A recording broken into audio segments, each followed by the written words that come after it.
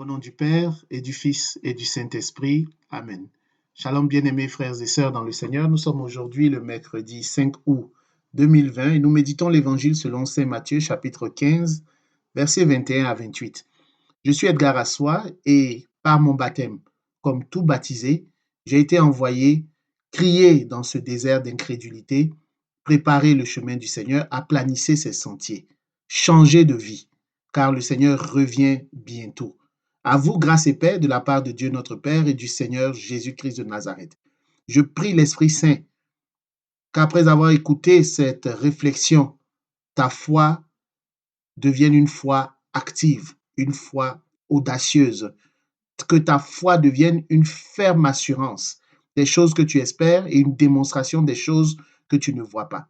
Bien-aimés frères et sœurs, la nouvelle est bonne. Elle est bonne, la nouvelle, parce que l'évangile de ce jour nous parle de la foi de la Cananéenne, une païenne, somme toute, puisqu'elle vient de la région de Tyr et Sidon. Cette femme va demander au Seigneur Jésus de guérir sa fille qui est tourmentée par un démon. Combien de personnes peuvent-elles être tourmentées par des démons? L'action du démon continue de se propager. L'évangile selon Saint Jean nous dit que le voleur vient pour voler, pour tuer, pour démon, pour voler, pour tuer, pour détruire. C'est cela l'action du démon. Il vient pour voler, pour tuer et pour détruire. Bien-aimés frères et sœurs, c'est par la foi en Jésus-Christ que nous pouvons repousser, surmonter les attaques du démon, l'action du démon, mettre fin à l'action du démon dans nos vies. J'aime la Cananéenne parce que c'est une pécheresse. J'aime la femme adultère, la femme pécheresse, parce que c'est une pécheresse. Et quand je lis la vie, quand je lis l'expérience de ces personnages avec le Christ, je suis rempli d'espérance parce que je me sais moi-même pécheur. Mais là où le péché abonde, la grâce a surabondé. La grâce surabonde. L'apôtre Paul nous dit dans l'Épître aux Romains qu'il n'y a donc plus de condamnation pour ceux qui sont en Christ.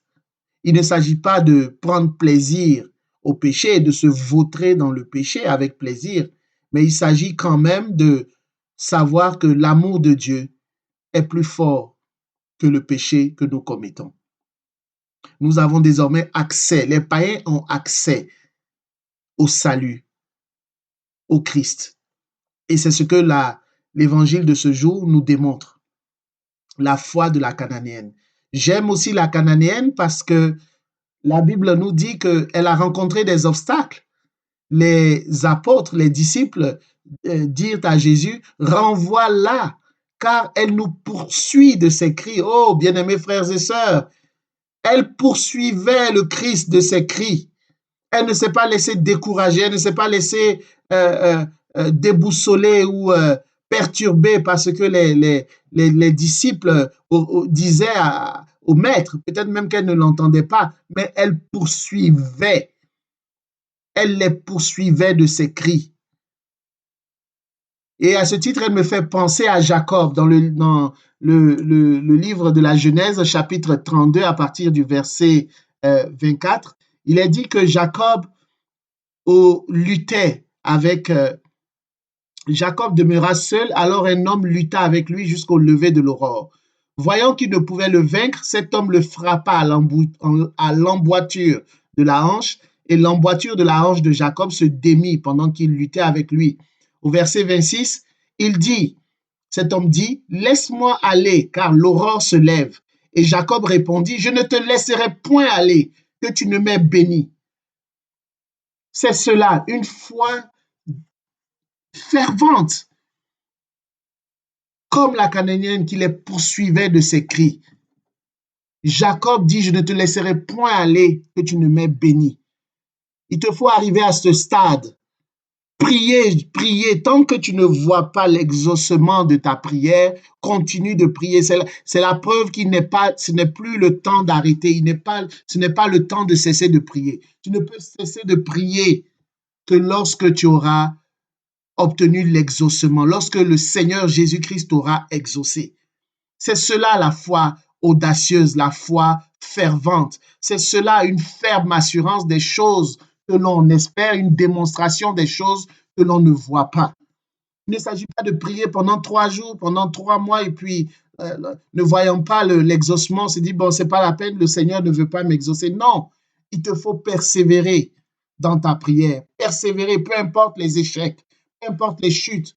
Continue de prier. Je prie que le Saint-Esprit te donne la ferveur, l'audace de la Cananéenne et de Jacob. Poursuis toi aussi le Seigneur avec tes cris, dans tes cris de prière, tes cris de méditation des Saintes Écritures.